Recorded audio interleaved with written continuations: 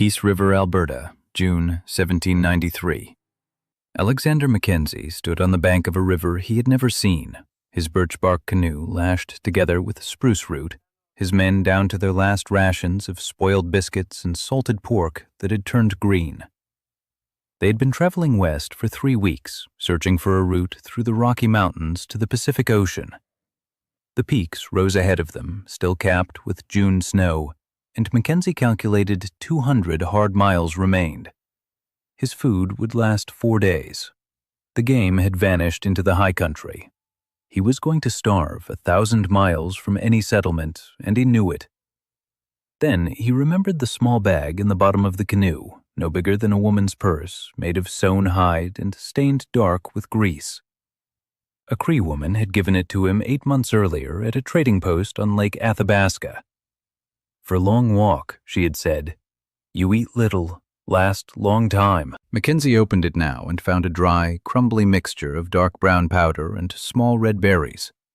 3 ounces filled his stomach. That 8-pound bag fed Mackenzie and his 6 men for the next 17 days, as they became the first Europeans to reach the Pacific overland north of Mexico. This is the story of pemmican, the most calorie-dense food ever invented before the modern era. Alexander Mackenzie was not the first European to eat pemmican, but he was the first to write about it with the astonishment of a man who had seen a miracle. His journals, published in 1801 under the title Voyages from Montreal to the Frozen and Pacific Oceans, contain a passage that has been quoted by food historians for 2 centuries. "This food," he wrote, "called by the natives pemmican, is prepared from the fat and flesh of the buffalo or ox.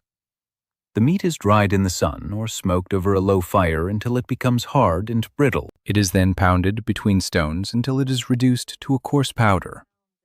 The fat is rendered in a vessel of hide or clay, and the powdered meat is mixed with it in equal proportion. Sometimes dried berries of the Saskatoon or choke cherry are added. The mixture is pressed into bags of hide, where it cools into a solid cake. A small quantity of this food supports a man for many days. I have seen a man travel for a fortnight on no other sustenance than pemmican and water and perform his labor without apparent fatigue." What Mackenzie was describing, without fully understanding it, was a food system optimized for one purpose: portable calories.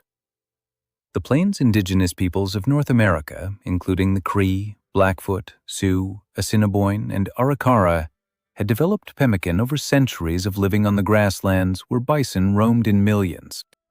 They needed a food that could be carried on horseback, that would not spoil in summer heat or freeze solid in winter cold, that could be eaten without cooking, and that contained every nutrient necessary for a person to perform hard physical work day after day.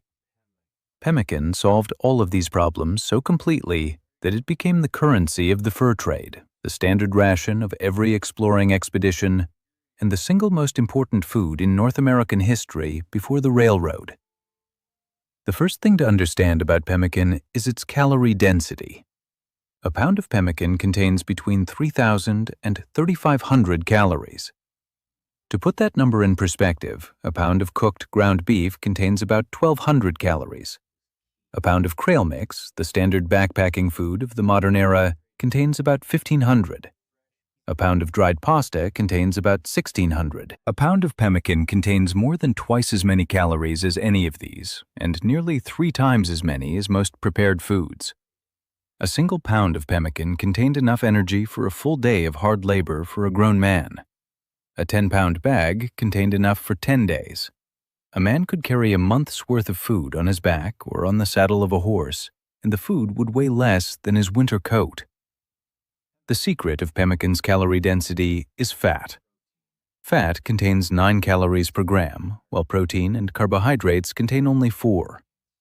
A food that is half fat by weight and half protein by weight will have roughly 70% of its calories from fat and 30% from protein. That is exactly the composition of traditional pemmican, roughly 50% dried meat and 50% rendered fat by weight, which translates to roughly 70% fat and 30% protein by calorie. The meat provided protein for muscle repair and maintenance. The fat provided energy for everything else.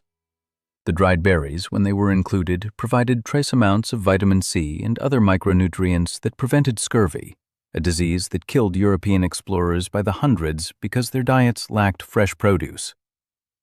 The second thing to understand about pemmican is its shelf life. Pemmican does not spoil. The drying process removes water from the meat, and without water, bacteria cannot grow.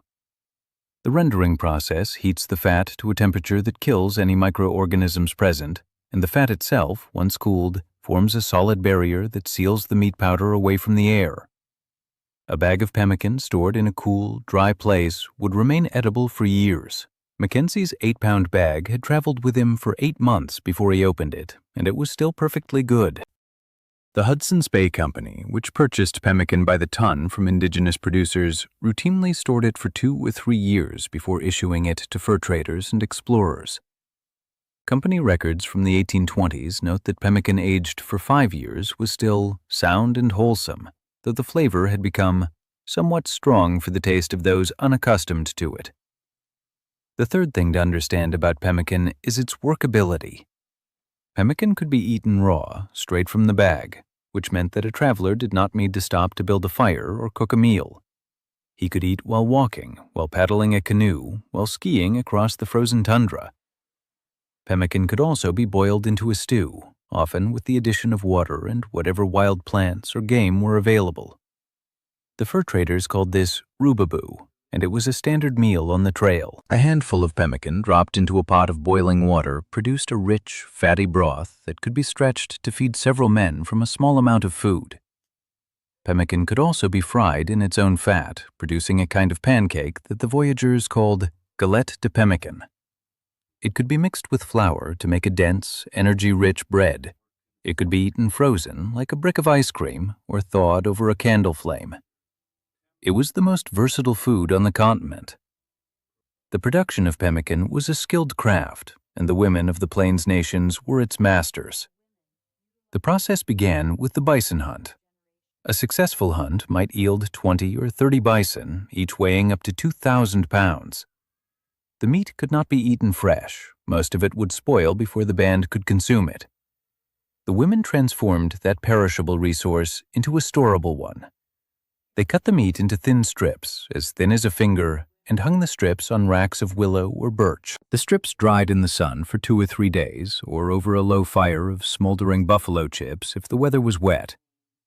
The drying process reduced the meat to about a quarter of its original weight.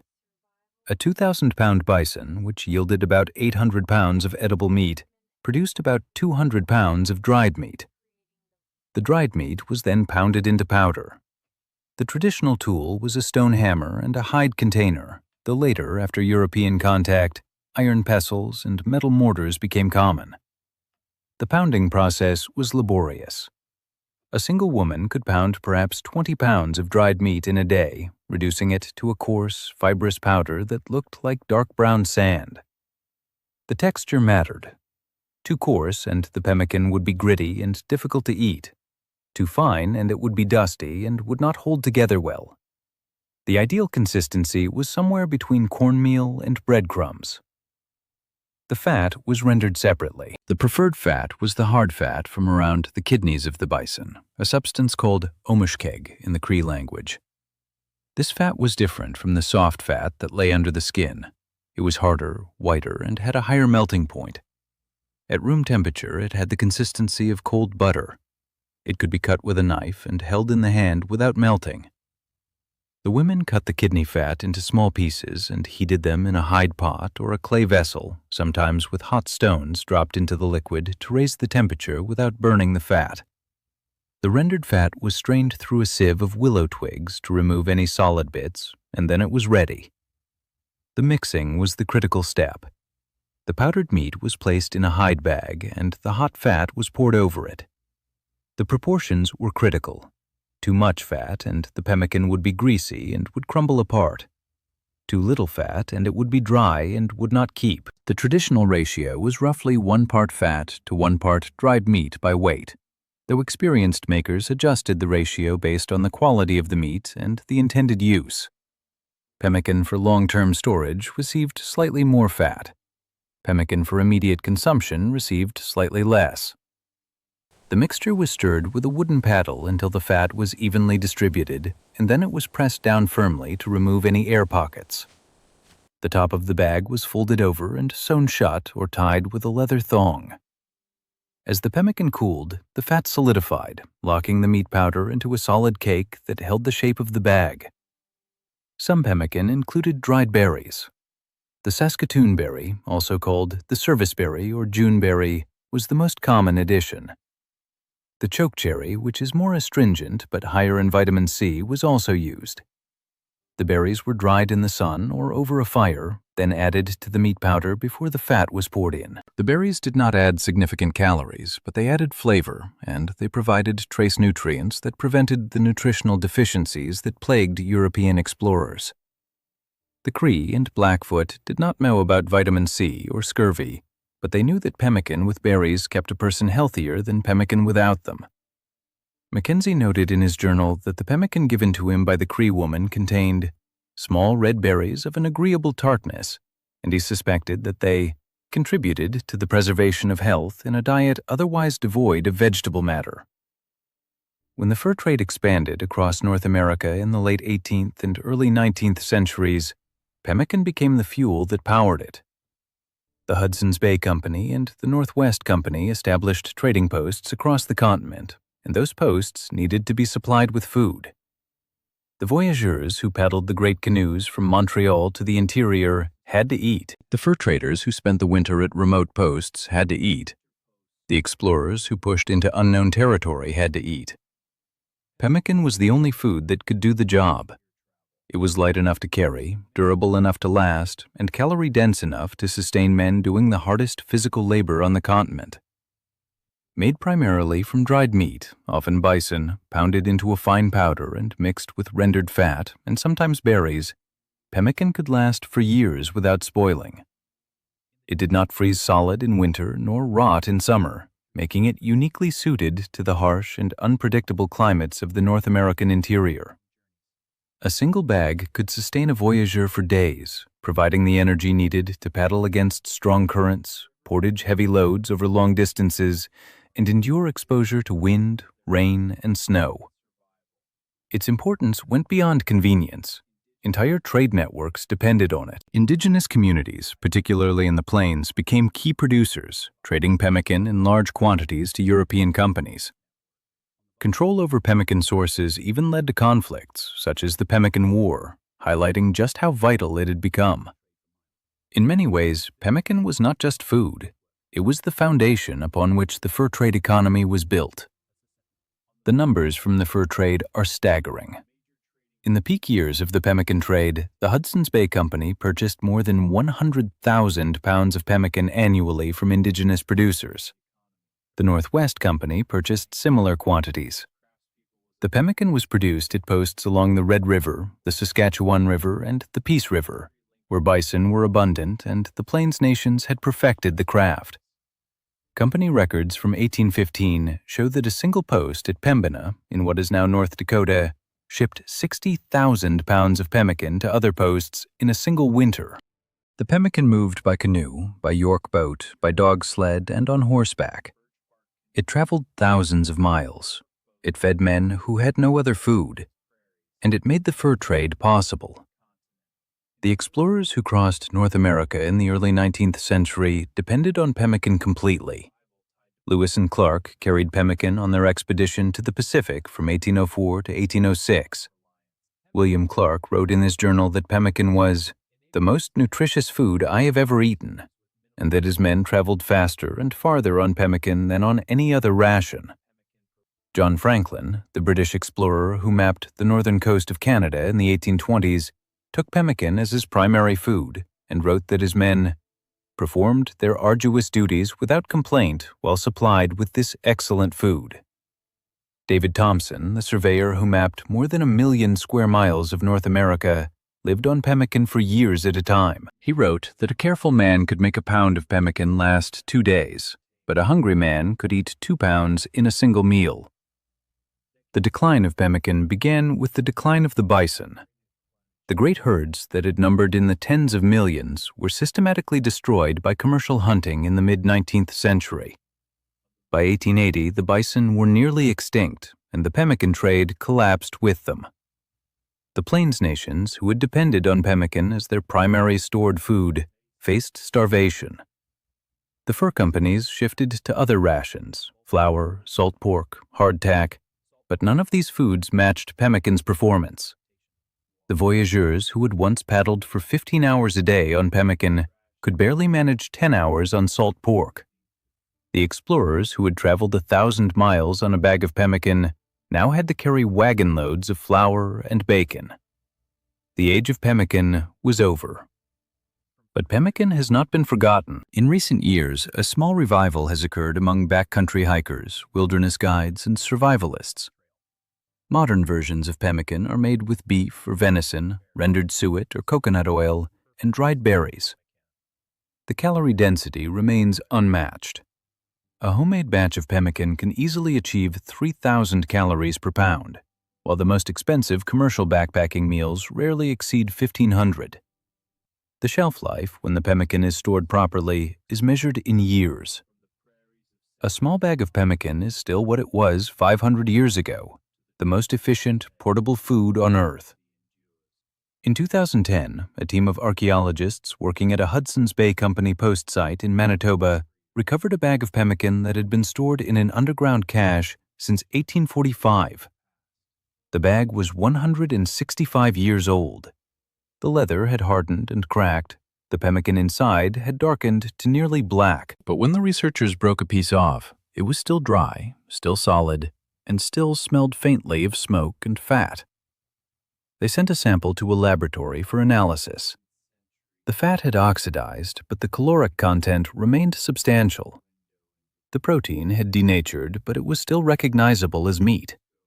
The berries had shriveled to tiny black specks, but they still contained traces of vitamin C. 165 years in a hole in the ground, and the pemmican was still food. Not good food, certainly, but food. Food that would keep a person alive. The lesson of pemmican is the lesson of all ancient technologies that survived because they worked. The people who invented pemmican did not have laboratories or nutritional databases. They had hunger and observation and generations of trial and error. They learned that dried meat would keep but would not satisfy.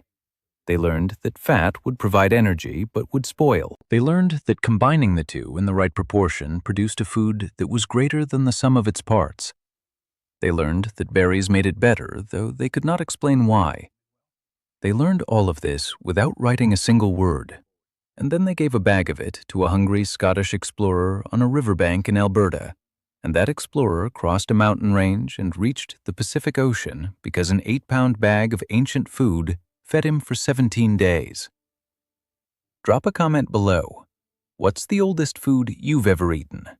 And if you could carry one meal on a month-long journey with no resupply, what would it be? Hit that subscribe button for one ancient food technique every week. And hit the like button if this story changed how you think about the bag of trail mix in your backpack. Because sometimes the best technology for feeding a person on the move was invented not in a laboratory, but on a grassland, by people who had to carry everything they owned and make every calorie count.